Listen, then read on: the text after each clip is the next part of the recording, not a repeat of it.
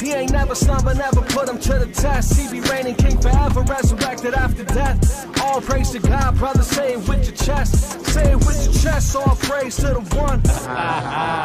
Yes, sir.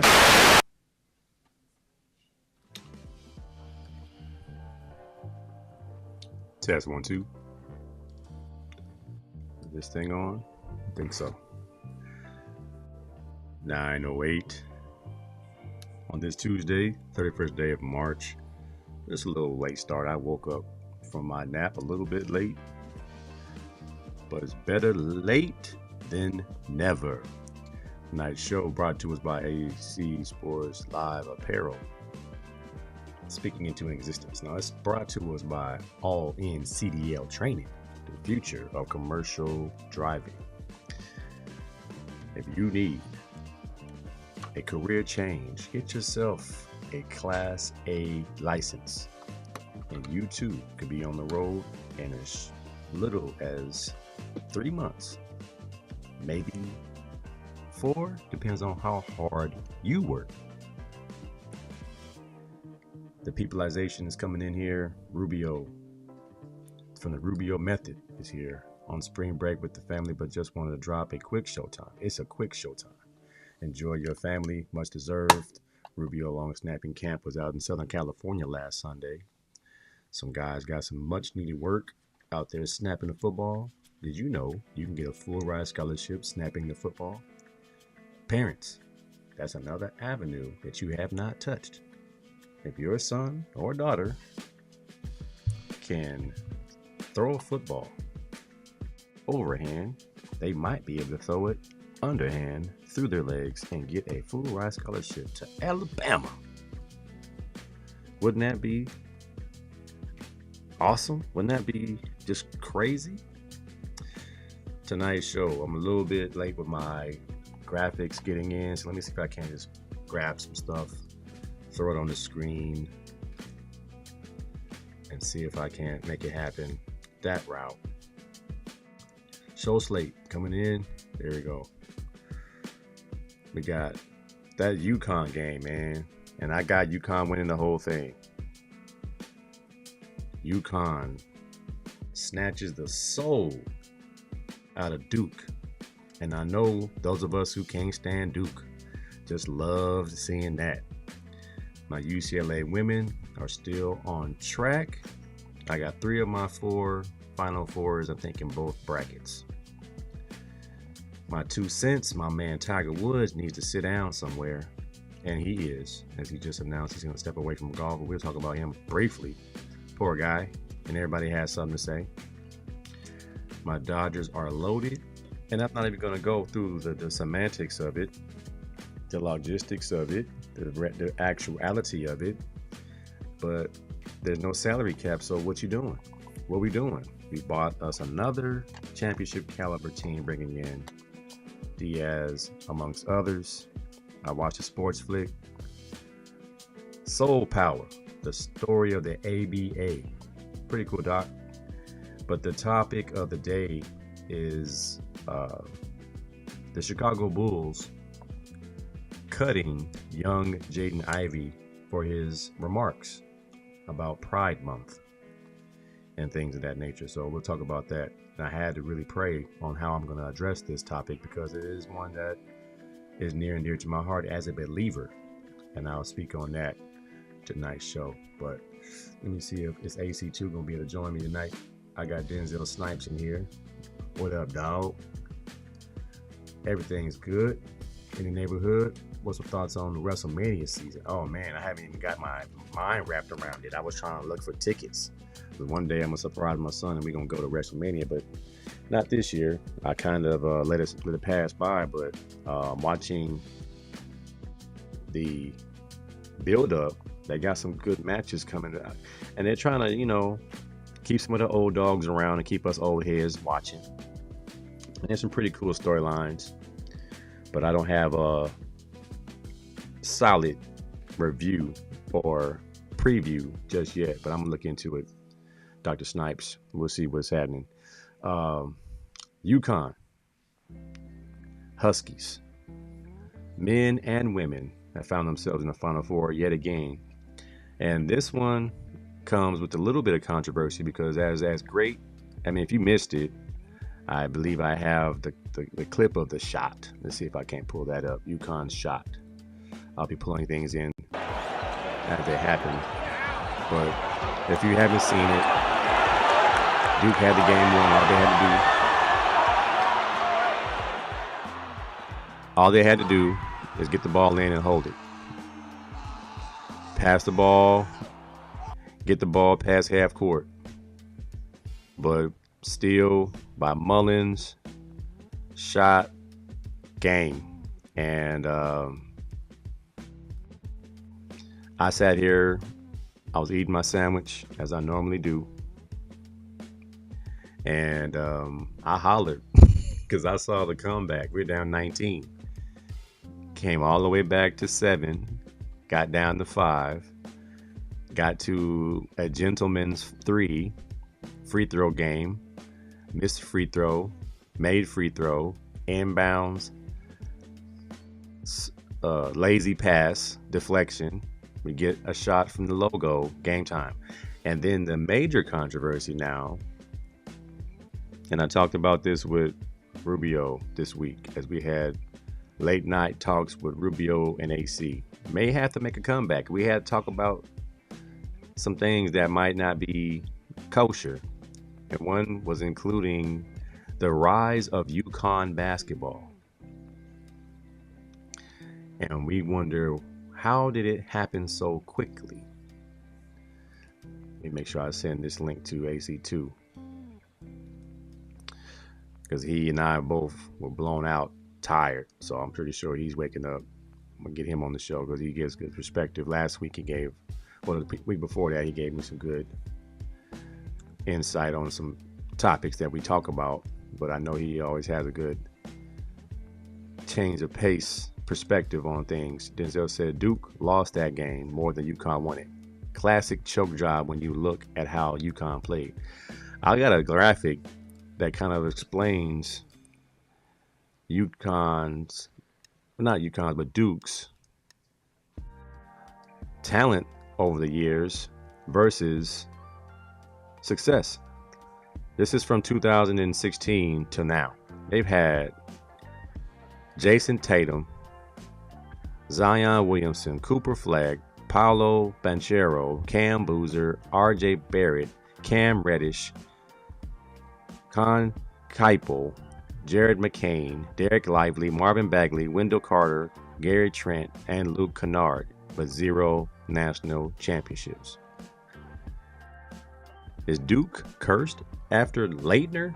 Like, what's up with what? I mean, I can't stand Duke about as much as I can't stand Arizona. They've just been a thorn in my side. I've always been a UCLA, UConn, North Carolina fan. Those 3 teams for college basketball have always been my favorites. And Georgetown when they had Ewing and Mourning, Iverson, Coach John Thompson. I'll get to your Eagles comment, Denzel, in a minute. But yeah, Duke seems like they're cursed, man. And then Coach Hurley catches some immediate media attention.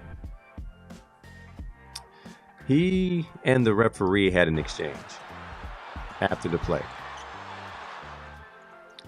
And we all know Dan Hurley has a reputation of being rough on the refs.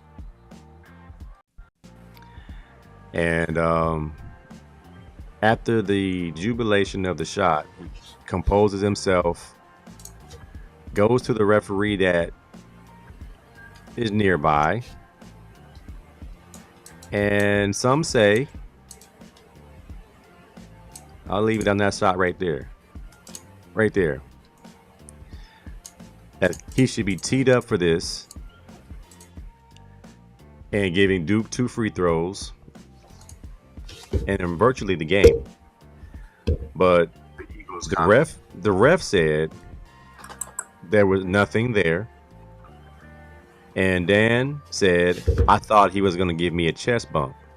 Okay, so this ref is no longer going to be reffing in the Final Four, which he's been in the last 7 Final Fours. He is now not reffing in the Final Four.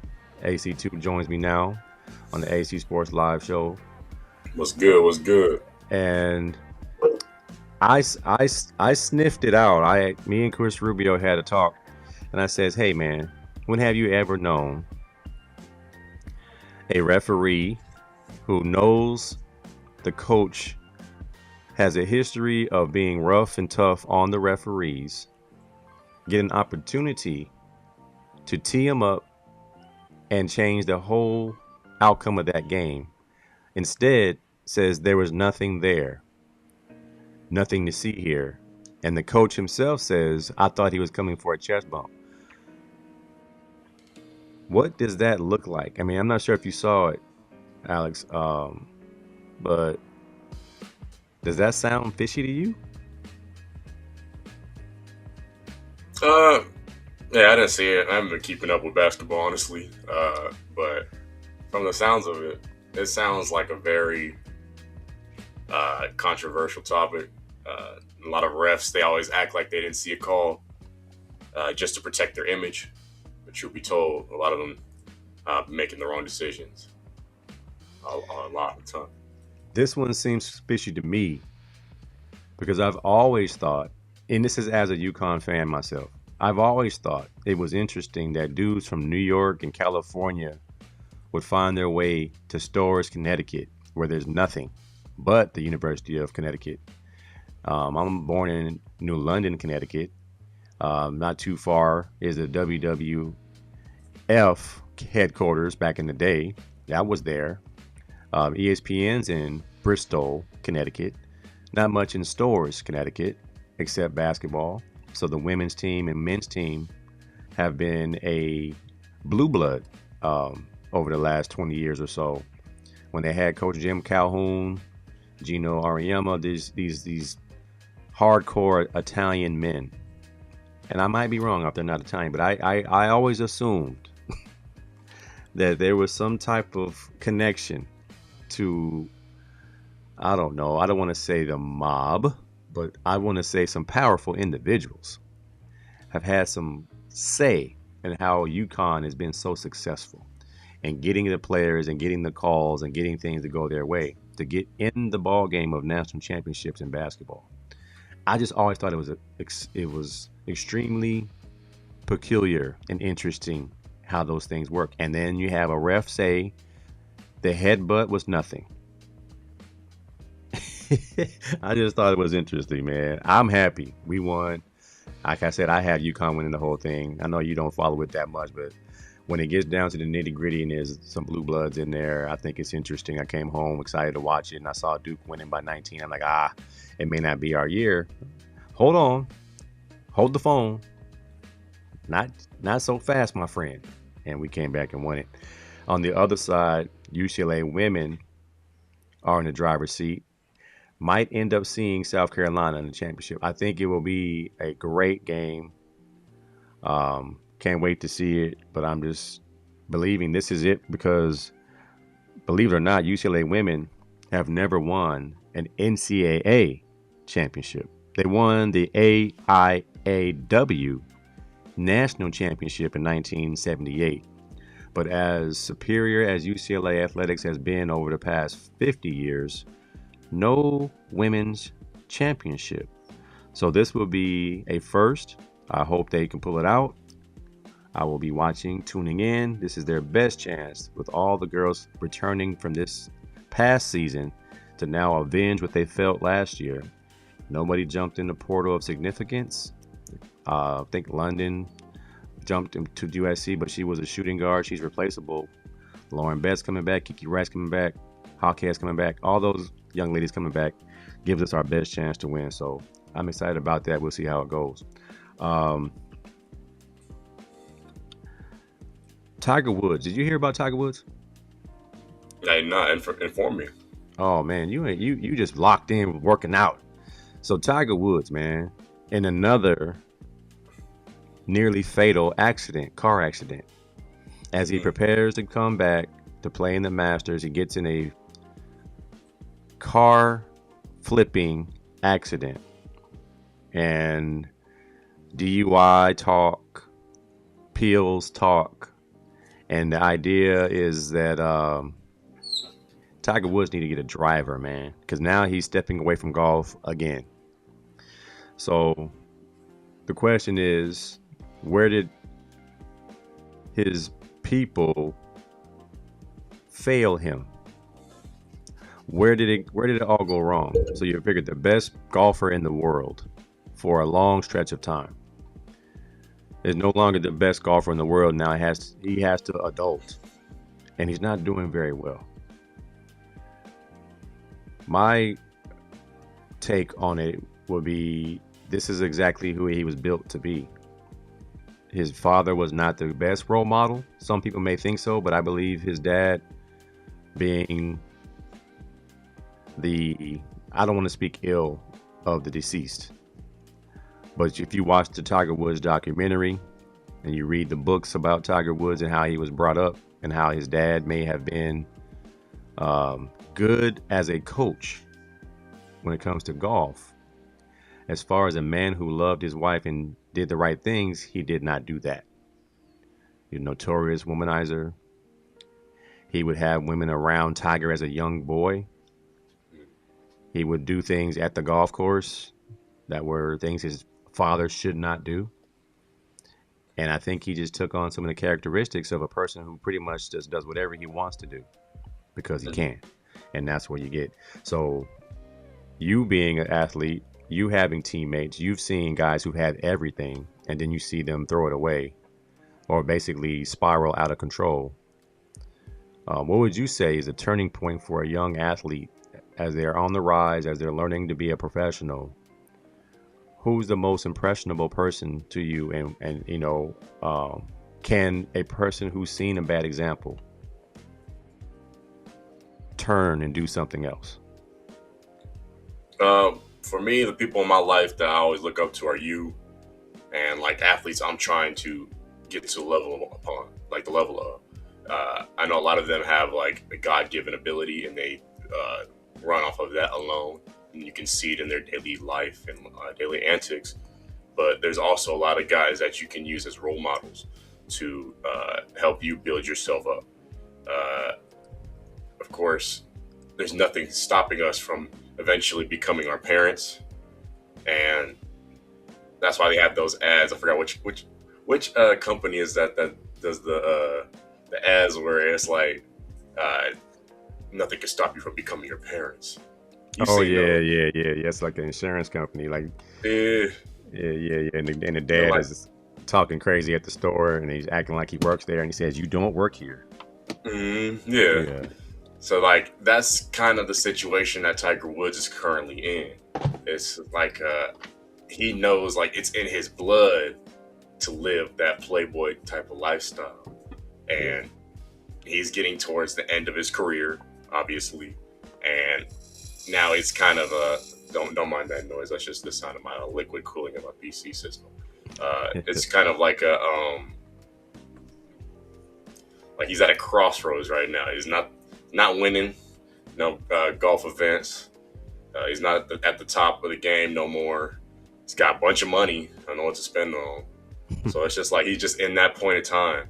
And so it's just like, yeah, I feel like his people around him, like you said, are kind of failing him at this point in time because they need to watch over him, knowing the type of lifestyle he's kind of destined to get involved into. Yeah, I blame Michael Jordan, man. That was his only mentor outside of Earl Woods, his dad. And Michael Jordan was a horrible human being outside of basketball. So he's had some terrible examples of the guys that he respects and looks up to were not the greatest men outside of the game. And I think that's where a lot of guys end up losing it and not having that foundation. And it's a shame because, like you said, he has endless amounts of money. He has golf teaching academies. Everything he's done in golf is just elite. He's not elite at being an adult. So I pray for him. I hope he gets some help. I hope he finds some shalom. But I just know without a foundation, without, anybody in his circle going to tell him, no, you shouldn't do that. And let's do this instead. Like, nobody, I don't like who's Tiger's friends? Like, does he have any friends? He says he doesn't want a driver because he wants his privacy. Well, we know what that is. You don't want anybody to know you're creeping, but you have to have a driver who's going to sign that seal of secrecy to not let anybody know of your dealings. But if you're going to keep flipping your car upside down, here we go, man. I'm going to say he needs Yeshua, period. He needs some peace in his life because apparently he has no peace. He can't stop chasing the women, can't stop drinking, can't stop the pills.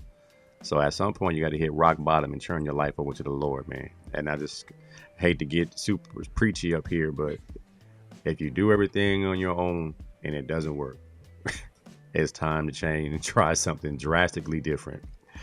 Drastically different. And speaking of that, I must jump ahead. Jayden Ivey, who played for the Chicago Bulls, was injured and made a statement about the NBA celebrating Pride Month. And he called it unrighteous. And he was cut from the team. And the reason for him being cut, it says his conduct was detrimental to the team. We're at that point, son, that whatever we say, whatever we do as believers, as those who try to stand for righteousness, we're going to be judged for it. And have you seen the clip? I think I can play it. I have a clip of how it's pretty viral, his rant after the fact. Let's see if I can pull it up. My good friend Ray Porter sent this clip to me. Let's see if I can see it. Jayden Ivey, that's on the plane. Jayden Ivey. Here we go. For the team. They said my conduct is detrimental to the team, right? How is it conduct detrimental to the team? What did I do to the team? What did I do to the players? I did nothing but practice with them, play with them, pass the ball to them, good teammate to them. Said good job, good shot. I said good job, good pass, way to play, bro. Right? I said these things to my teammates. Was never detrimental to them. So why is it that the NBA and the Chicago Bulls say that I'm detrimental to the team? How? Because I believe in the truth? How is my conduct detrimental to the team? Because of what I believe. Because of what the truth is. This guy is openly. All right, so in a nutshell, conduct detrimental to the team does not require context. And I'm looking at his stats. He averaged 11 points before he got injured. He averaged 17 points in 2024. Well, no, this is per game. So his career, he hasn't been tearing up the world. And as he's injured, he makes a statement on his social media and immediately is let go. And the question was, well, if he was a face or a star, would this happen? And what can we learn from this as a young believer yourself when you see this happen? And I have some solutions and some, applications that I kind of came up with. I actually have a scripture or two that would speak to this matter, but you've been given a microphone before, and I'm not sure if you've been given this type of proposition. I don't think he was even given a proposition. He just declared on his own merit that this was unrighteous. And it's a tough topic, but what do you know as to where you should be vocal or not in these types of matters? I know I should probably mind my own business. Everybody tries to speak up on it, and everybody that does gets shamed for it. It's also a very sensitive topic. So if you don't have anything positive to say about it, just don't even share about it, because you know it's going to make people feel some type of way, whether you feel a way about it or not. It's just like you kind of have to stay in your own lane when it gets to situations like these, because we all have people in our circle, in our spaces, who live that kind of lifestyle. And at this point in time, we can't shame those people for who they are. We have to accept them. A lot of us are righteous believers. However, we're representing our brand at the same time. So we can't just put a foot forward and say controversial statements that will get our career tarnished. So it's just like we have to really make sure that we watch what we say and stay in our own lane on topics that frustrate certain people. That's my Yeah, I mean, that's a really wise approach, but you will get those so-called Christians who say you have to stand on righteousness and call out the evil. And I would just always be very slow to do that. Now, if you ask me and you and I are talking, I will give you my perspective. But to have a bullhorn, which is the social media platform he used, you're a public figure on a team that supports that movement. Because you have to think about it. If you are that righteous, you would not play basketball at all, because of what the NBA represents, what the NBA supports, what the NBA echoes.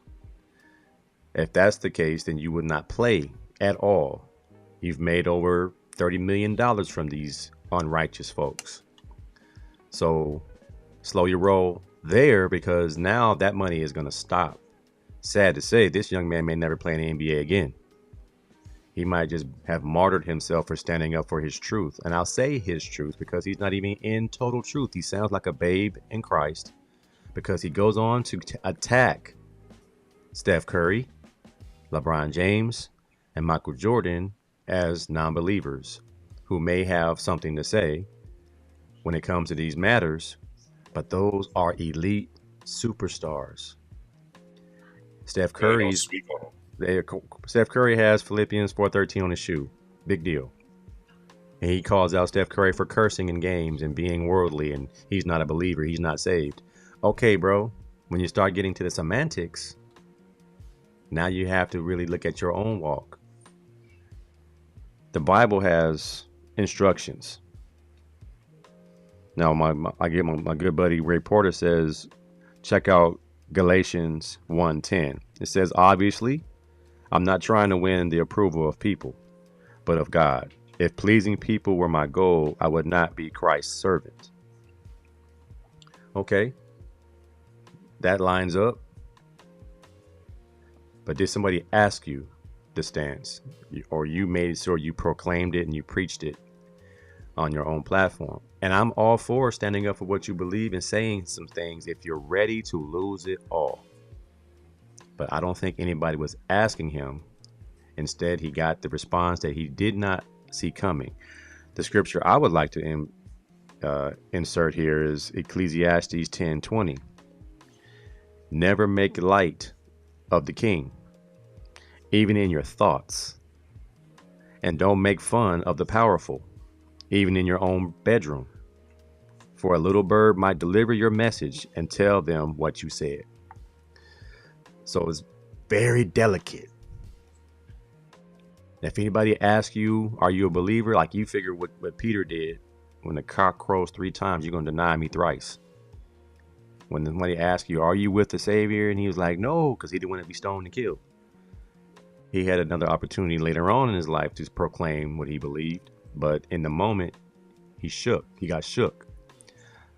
So you go back couple days, do you tell Jayden Ivey, do you still make this statement knowing this is going to cost you your career and your platform? So I saw another podcast where a solution was, if you believe this is to be true, that this organization, this company being the NBA, is unrighteous, take your $30 million and go start a church and preach. If that's where your stance is, because that's where you at. You know, you figure you learn from Kaepernick. If you're going to protest, if you're going to have a stance, that's bottom line. Be prepared to walk away. The money you've made is yours. You're injured. You don't have to play another day. You can use the money you've earned to preach the gospel. But instead, you're spiraling out of control because your frustration is you thought that you had enough juice because you have a contract that they would not eat that money. Because now they're saying conduct detrimental to the team. They don't have to pay them. I think that makes the contract null and void. Another reason to be careful, especially in a time where you get canceled. Cat Williams is under fire for what he said about kids being exposed to this type of, information. I think I had a screenshot. Do I? Yeah. It says, a wave of people are boycotting the comedy of comedian Cat Williams after he stated that the children shouldn't be exposed to LGBTQ plus themed cartoons, even though he clarified that he was not speaking out of hostility toward that community. He argued that children should be raised in a traditional way and develop their sexuality naturally over time, adding that adults should focus on simply letting children be children. And they're ready to cancel. So be mindful, public figures, government officials, teachers, everybody that is under subjection. Like, I had to take the vaccine because I'm a teacher when I kind of didn't want to do it. But in order to keep my job, I compromised a little bit. Ray Sharp in the building. He just got here, so forgive me if I missed something, but I felt he was so refreshing, and so was his teammate who stood up for him. Now, his teammate is playing, and let's see if his teammate is let go as well. This will be one of those, those learning opportunities. When you do these types of things and you have numbers, you run a better chance of being heard and not being cut from the team. So if the star player and other star players echo the sentiment, there's a chance that you can get the forcing of a movement down your throat. So I was asked today if I was asked or told to wear a patch. I think me and Rubio were having late night talks, Rubio and AC. It's a show coming, it's coming. If I'm being forced as a new head coach to wear a patch, I would, be kind of skeptical, kind of like, okay. And then I would have to think about it, bigger picture. I would wear a jacket. There'll be a way to do it and not cause a bunch of controversy and not have to voice and cause this fork in the road. But we're getting closer and closer to those stances. You might have to, you might have to leave your job. You might have to leave a position if that's going to be the ultimatum. And it's going to be tough for us believers in the last days because they're going to ask you to make a decision. Are you going to take the money in your skin or your eyes or your forehead? Otherwise, you won't be able to buy products. You will not be able to buy produce. You will not be able to buy food if you don't take this chip in your skin. Like, that's coming. That's next. So it's going to be some, interesting times we're going to be living in. And it's just delicate. And you have to use wisdom. I think this kid is bold and courageous and stand for what he believed in, but I don't think he knew how powerful and absolute the NBA is. Dr. Sharp said he could be to basketball what Kurt Flood was to baseball, someone who sacrificed for future players. Very much so. Could be. Hopefully. But let's be realistic. When George Floyd was murdered by the police and the NBA players tried to protest with their I Can't Breathe t-shirts, they still played. I thought a more powerful stance would be not to play. And the NBA brings in so much money in those cities that if money is no longer coming in, that those conversations would have been had with those police departments to treat people with more fairness and dignity than to put their knee in the neck of a man who's crying for his mother. That's my thoughts on it.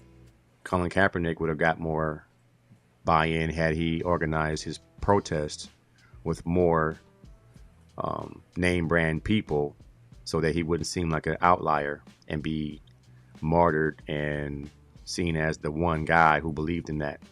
I believe there were a lot of players who agreed with the idea that we need to stop police brutality. And it was nothing against the American armed forces. He was just taking a knee to demonstrate. And he had armed forces guys who agreed with his stance. However, the protest got hijacked by narratives that were not necessarily true. So all these delicate conversations are things you must deal with wisdom. So hopefully this young man gets to play overseas and continue his career. I can sense his animosity and anger to why.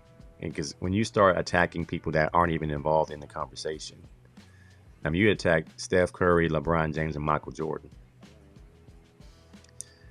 That lets me know you're a babe in Christ, because your immediate response is to attack those who you think are not walking right. When it's not them, it's the organization that pays them and pays you. It's a bigger picture. It's way bigger. It's way bigger. Now you have a piece of that big platform. You could easily spread the gospel in a way that's not going to cost you your career. However, you've done what you've done. Hopefully it doesn't, cause him to go into a mental illness situation. Tough, man. Very much so. Especially when it's Resurrection Week. Like, this is the time of the year we celebrate the resurrection of our Savior, Yeshua HaMashiach. And then we get all this, attack Christians versus alternative lifestyle folks. It's just interesting to me.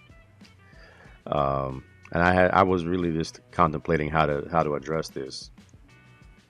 But the solution was simple. If you really feel that strongly, you can't play in the league.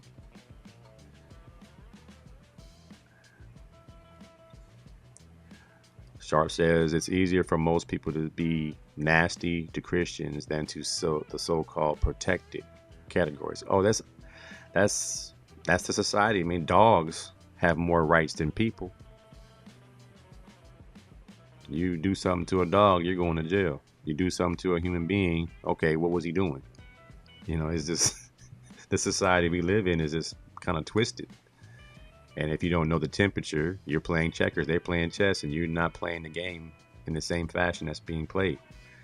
Then you look like this kid. You're on the plane, you're in the airport, looking nervous because you're looking around like, who's after me? He's like looking around like, oh man, they're coming after me, and I'm just me. They don't go after Steph Curry. They don't go after LeBron. Like, come on, man. You gotta know the temperature. Pray for that kid, man. Him and his family, so he don't feel like he has to be the only one dealing with this. It's persecution of the believer, man. It's tough. On a lighter note, people are mad that the Dodgers have the best roster in baseball. Because they don't got no salary cap. Because I'm like, okay, well, if your team has the bread, you buy the next best free agent available. I don't get it. I was like, isn't it the name of the game is to win and keep getting better, not to be complacent and let your team sit.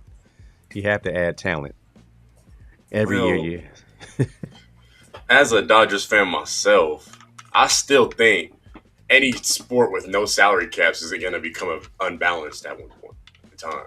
So the fact that there's no salary caps in baseball and the Dodgers just have as much money and they're going to keep bringing in money from winning more and more World Series, I think, me personally, I think that is just going to create an imbalance in baseball. Everybody's going to want to play for the Dodgers because that's where the money's at.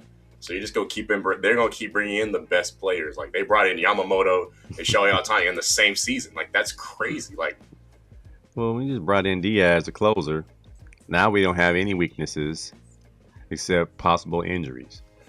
So I'm like, well, do you think it's not fair to Dodgers? I'm like, yeah, it may not be fair, but I don't care. That's the name of the game. But you would care if you weren't a Dodgers fan. That's the thing. Well, when the Yankees were doing it, I didn't care. The Yankees were doing it. The Yankees had the most, highest salary in baseball, and they only got a couple championships out of it during that reign. We got 2 in a row, looking at 3. Mm-hmm. Let's go Doyers, go blue. Memphis coach. Let me see, what's his name? I think it's Coach Huff. Memphis football coach says no music at practice. That's boring. And he goes on a rant that Navy SEALs and armed forces don't bump little baby before a mission. And I was like, until you've been in the trenches and know that for a fact, don't say things like that because it's not necessarily true.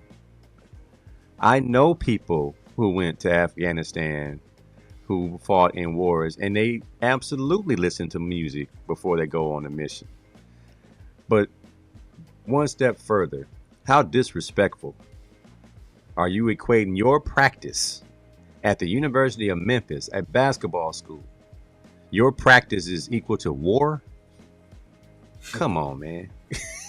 All he's doing is losing recruits. That's it. He just lost his whole recruit. He lost every brother, and he's in Memphis, as ghetto, as turned up as Memphis can get when it comes to music. Let me see if I have a clip of him talking. Let me see what he sounds like. I mean, when the Navy SEALs get ready to go do a mission, they not listening to little baby. Navy SEALs. When they training to go to war, which we're training to go to war, they ain't listening to NBA Youngboy. NBA Youngboy and Lil Baby. Saban trained us like that. We should be focused on what it takes to execute the next play, not who's on the ox. And they went in on him because he skipped leg day. He in there looking like he ain't played football in 50 years. Play music to get you to play the game you love at a high level. We've got the wrong guys. We got the wrong guys if you need music. Okay, so I'm a coach that likes to turn up practice. And if that takes music, if that takes fake crowd noise, let's get it going. I hate quietness. Like I'm in the weight room with the kids in the morning, and then if there's no music, it's so quiet. I love the clanking of weights. But I had to ask 4 or 5 coaches, I need to get that Wi-Fi so I can get something going on these sound system. We got this brand new gym. and no music. I'm playing music on my phone. I'm walking around. I got music, but the kids don't have no beat to kind of go to. I got 4 different exercises. Thanks to Coach Greg Washington and his workout plan, I know what to do. Now I need to get the kids going, get them excited. Now I'm not playing anything raunchy. I'm playing old school, clean hip hop. I came in the door, said it before, make them clap to this. I had them make them clap to this morning. Ain't no way you got to listen to that. They are bumping 80s, early 90s. All they need is the beat. They don't need the words.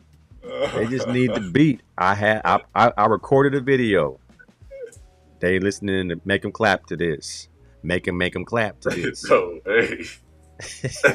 And they was lifting. They was getting it in. They was sweating and everything was going good. And then one of my players said, "Coach, you can't play this music, man. I want to dance."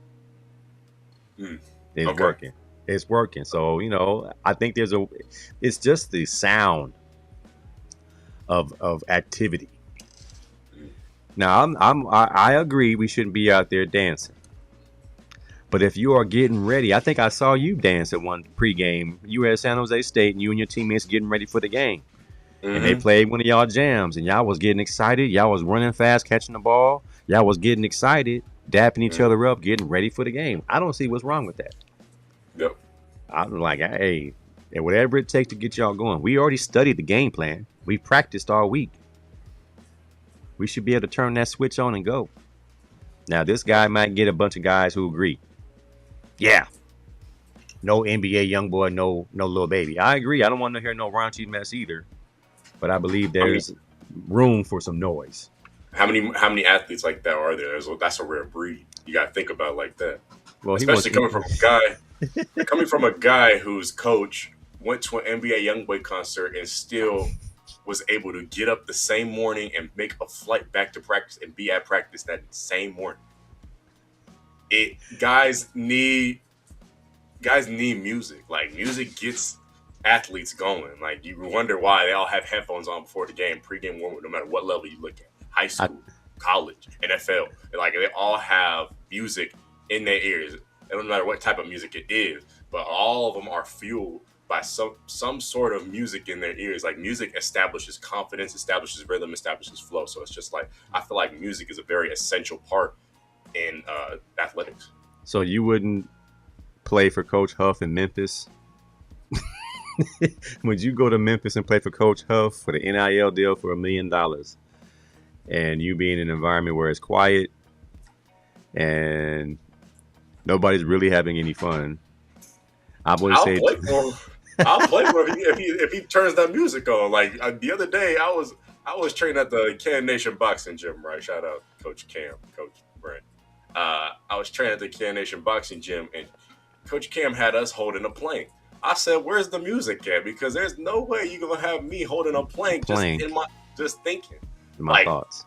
I need to be listening to Snoop Dogg or something. Like, it's like, music it gets your mind off of the hard. It makes the hard work not feel like the hard work. It makes the hard work feel like it makes it enjoyable.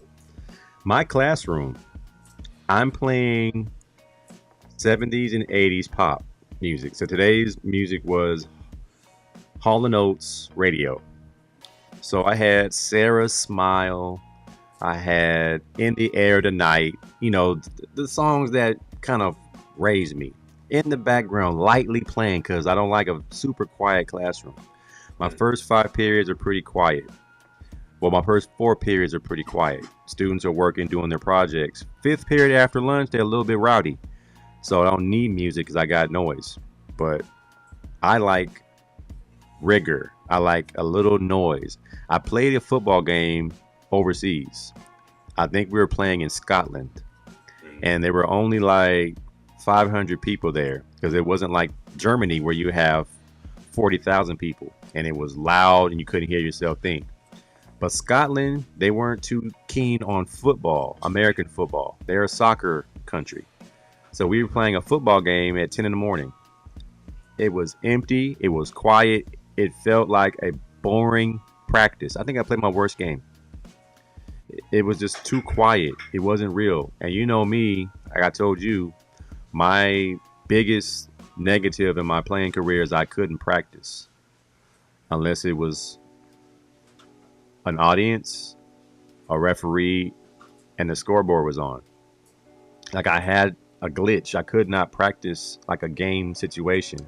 I had to finally get out of that, but it took a lot. Like I can't get myself going if it's not the game. I was a practice dud, and I was a gamer. I played better when it was a game. I think that's what I need music for when I'm practicing. I need to be lively like a game. If it's too quiet, it's just me and these cones. It's just me running around and doesn't mean a whole lot. I can't get up. I mean, I think you have no problem getting up because you work hard no matter what. But of course, now you're getting into a groove as an athlete. What helps you perform the best? And you're now saying, I need music. I need sound. I need something to keep me going. Mm-hmm. Ray Sharp said, I need to make practice like the game. So when I play in games, crowd noise, music, PA announcer, all that stuff. All that stuff's part of it. If it's super quiet, it's not game-like. At all. Now, I'm a little weird. When I play golf, I don't mind noise. That's because golf is quiet. Like the sport, they have to do the little two-tap thing whenever they clap and all that stuff. Like stuff like that. It's like that's the atmosphere of the field. But when you're in a basketball gym, you know them dudes that be shooting free throws religiously, shooting free throws in a quiet gym, empty gym. They're the only person there, and then you get in the game, and then you see the crowd going like like doing bang noises and all that, trying to knock you off your game. It's different. You need sound. Right, so I said Tom Danley, who was a total disciplinarian at Catella in the early 70s, played rock music when he did warm-ups and weights. Exactly. The disciplinarian from the 70s understood. He said the famous CBS documentary about Vietnam. The players are listening to pop music through the whole thing. You have to set your tone some kind of way.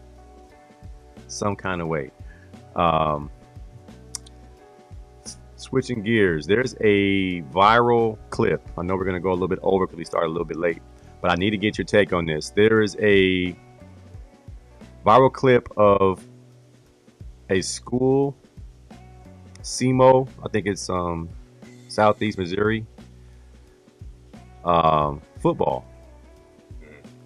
And there's a clip. I'm not sure if you can see it.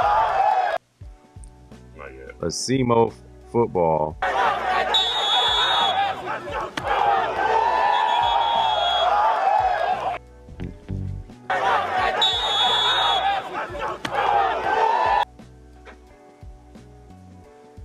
Is causing a lot of controversy.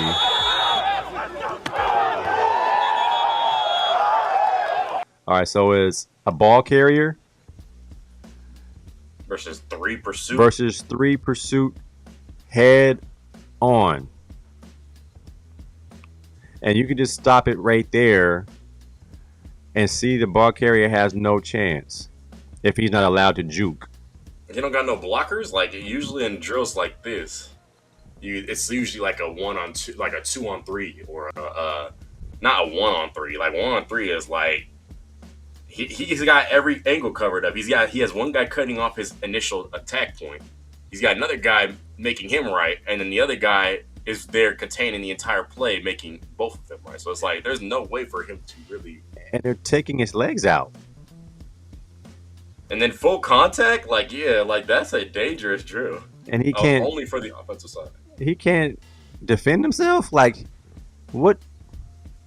And the coach gets on saying we're trying to create a tough environment, tough players. What in the world? And the team? Is this your I don't get it. What I'm thinking is that ball carrier must have said that ball carrier must have said all three of them dudes weren't able to guard him or something, because there's no way that they got him 1-on-3 with not at least one blocker helping him get, like, because he doesn't have a chance of winning. Like, usually drills have a chance for both the offense and defensive side of the ball to win the drill.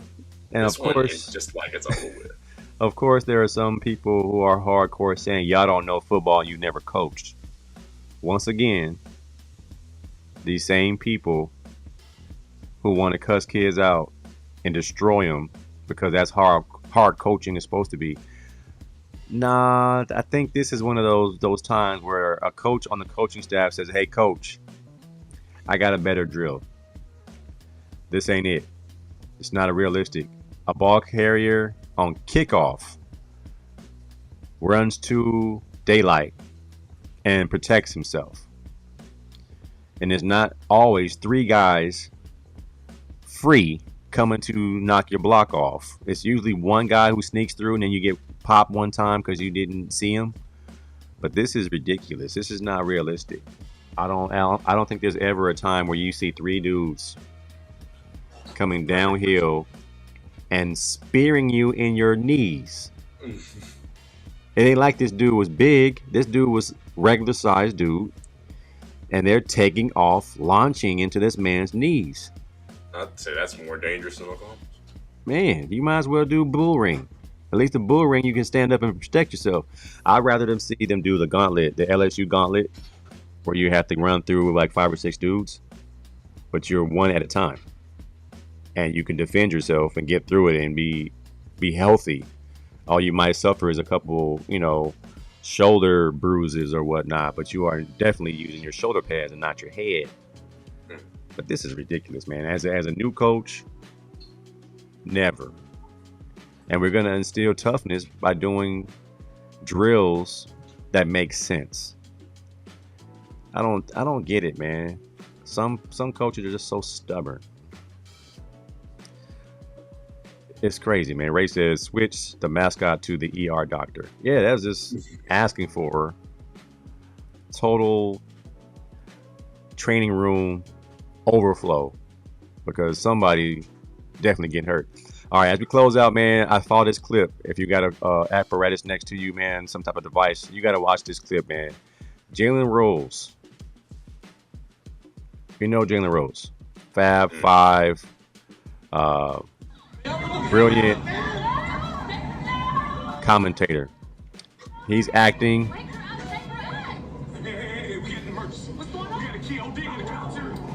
He's an administrator in this clip. Let's watch Jalen Rose act.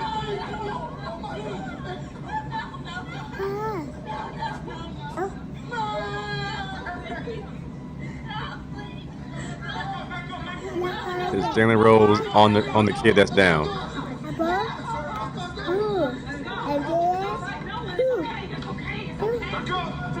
He hugs the lady. Look at his hug. Look at him hugging her. That's so cut. That's not natural. And he screams, "No! Oh my God! Oh my God!"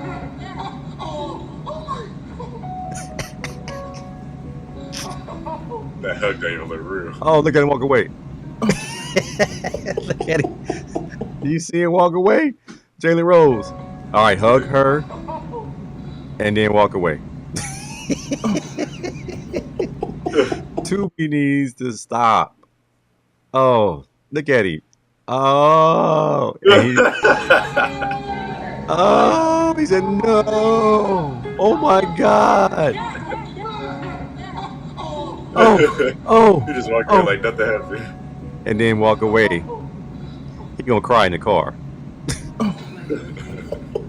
Oh man, hey, bless his heart. He need to stay off the movies, man. And I promise you, he's on the front cover of that movie's like the picture. Like Jalen Rose, starring Jalen Rose as the principal. No. Hey. Fired. Speech just interrupted, Ray Sharp. First directorial debut. That's what the acting looked like in the movie. J Mo in the building. Yeah, the drill is all bad. That football drill at CMO, they need to knock it off. Those guys have never taken our film class. at all, man. All right, man. That's our show for tonight, man. I smell some food cooking. Let's go get something to eat. And set this off, man. You got any thoughts? Anything going on in your life you want to kind of share with us? Yeah, so I heard before I hopped on the show, somebody wanted to hear WrestleMania updates. Here's what I got to say about it. Roman Reigns versus CM Punk. I'm excited for that match. I don't know who's gonna win.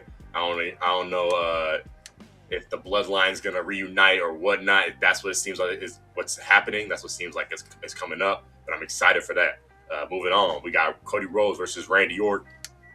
The mentor versus the mentee, and it's the tables have turned. Now they're on the same level, and the younger one is the champ.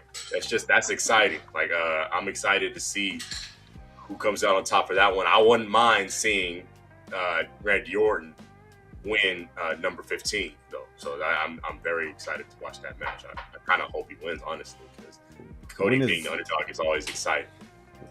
When is WrestleMania? I think sometime in April. I think it might be in 2 weeks, 2 or 3 weeks. Oh, wow. So is that going to be around the same time as Masters? I don't know. But I look forward to it. Where is it going to be? Is it in Vegas? It's in Vegas. Oh, boy. I bet you those tickets are sky high. Jade Cargill versus Rhea Ripley. Oh, wow. The big girls. That's going to be an exciting, a lot of anticipated match. But the one I'm really excited to see is Brock Lesnar versus Oba Femi. Oh, boy. I want Oba Femi. We're going to do Oba Femi. To absolutely dominate and show Brock Lesnar that there's a new big dog in town. And I'm 100%. How big is that dude, man? He's like 6'8", 300 some pure muscle. It's crazy. Man, where they find that dude, man? Darren Johnson in the building. What's up, brother? Coach DJ in the building. All right, man. WrestleMania is coming up. Final Four is coming up. And Dodger baseball is here.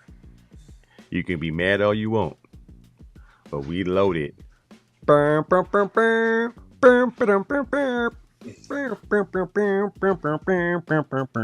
get back in that hitting lab. Never know, I might get me an MLB contract when I'm done. If you can hit it, I mean, you 6'4", 220. They'll if you can hit the baseball. I'm more than 220. I'm 230. Oh Lord. Oh boy. All right, man. Well, we'll get into the Whittier College schedule next week, and the Norwalk High School football schedule next week. We'll talk about those things coming up. But stay tuned. We appreciate y'all hanging out with us tonight. Y'all be easy. My Sports Flix, something for y'all to check out. If you got I think it's Amazon Prime. Soul Power, the story of the ABA. You know me, I'm a big Dr. J fan, and it's a documentary about the ABA. So it kind of tells you the background story of all those legends that played in the ABA, from George Gervin to Iceman to Dr. J, to all those guys who eventually end up in the NBA, and how they happened, how the Spurs and all these other teams came from the ABA and ended up becoming NBA franchises. So it's a good little documentary. I think it's a 3-part series. I enjoyed it. The Soul Power documentary on Amazon Prime. All right, y'all. Until next time, that's AC2, I'm AC. Peace out.